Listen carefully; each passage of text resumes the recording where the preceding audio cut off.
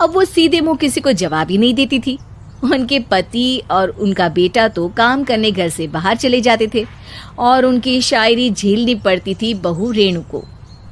अब सास बोलती नहीं, अर्ज करती थी, संदूक पे रखी संदूक, संदूक में रखे झुमके, बहू झुमके निकाल के दे मेरे, कहाँ लगा रही है ठुमके। माँ जी, झुमके तो आपके निकाल दूंगी मैं, लेकिन आपके दिमाग से ये शायरी का भूत कैसे निकलेगा? छोटे लोग नहीं समझेंगे, शायरी है शौक बड़ा, तू अपने काम से काम रख, मेरे काम में मत टांग अड़ा। शौक अलग बात है, लेकिन हर चीज में अपना शौक डाल देने से जग हंसाई हो सकती है सासू माँ। अरे मैं हूँ एक नंबर कलाकार, कोई ऐसी वैसी बला नहीं, तुम घर के कामों में उलझी, समझोगी मेरी कला नहीं। ठीक है माँ जी, आप नहीं समझती तो कोई बात नहीं, लाओ मैं आपके झुमके ही निकाल कर दे देती हूँ। बहू सास के झुमके निकाल कर देती है और वहां से चली जाती है।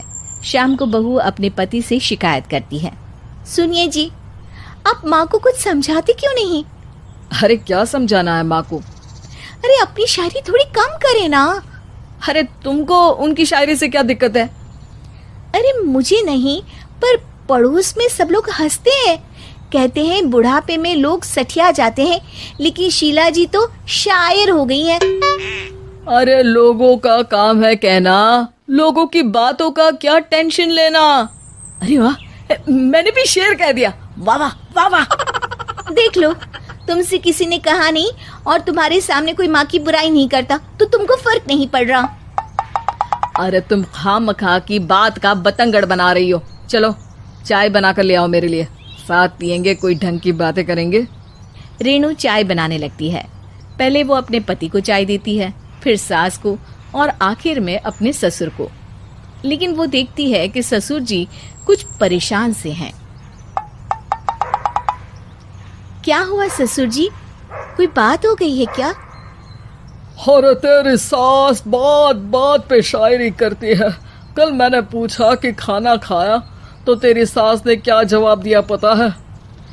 अरे गलती की और आरोपी ने कोड़े खा लिए फटाफट, खाना तो नहीं पर पकोड़े खा लिए झटाझट। अब बता क्या जवाब दूं इस बात का?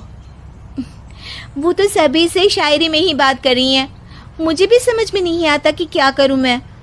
बेटा उसको उसी की भाषा में जवाब देना पड़ेगा। मैं तो आम बातचीत में भी उसके सामने कुछ नहीं बोल पाता, शायरी में क्या बोलूंगा भला। ससुर ने जैसे ही कहा कि उसको उसी की भाषा में जवाब देना पड़ेगा, बहू को ये बात जच गई। अगले ही दिन वो शायरी की कुछ किताबें लेकर आई और शायरी की प्रैक्टिस करने लगी ताकि सास को उन्हीं की भाषा में जवाब दे सके। उसने दिन रात एक कर दिए। एक दिन सब साथ में बैठकर टीवी देख रहे थे, तभी रेणु सबके लिए बिरयानी बनाकर लाती है, लेकिन सास को बिरयानी भाती नहीं। कौवा करता काऊ काऊ, चिड़िया बोलती ची ची, इतना खराब बिरयानी बनाई है कि मुंह से निकले छी छी। बस इसी मौके का तो बहू को इंतजार था, क्योंकि अब बहू सास को उसी की भाषा में जवाब देने के लिए तैयार थी। माँ जी, हमको अपनी ये बेकार शायरी ना सुनाइए, जैसी भी बनी है बिरयानी चुपचाप खाइए।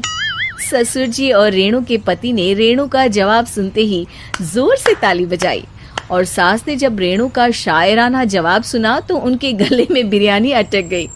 बहू ने एक और शायरी का तीर छोड़ा।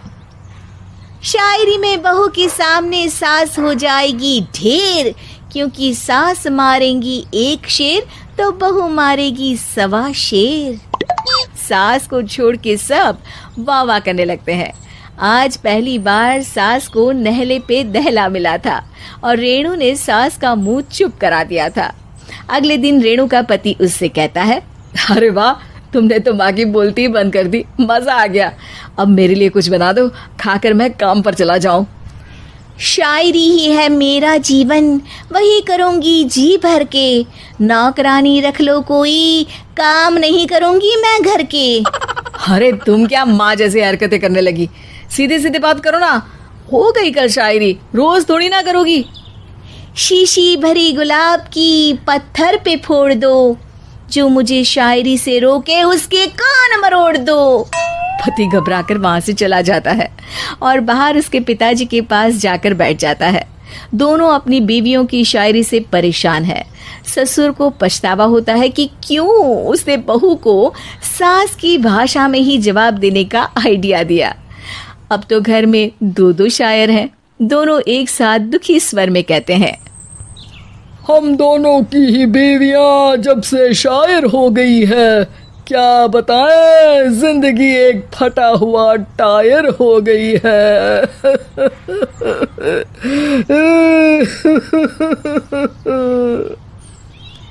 हम दोनों की ही बीवियां जब से शायर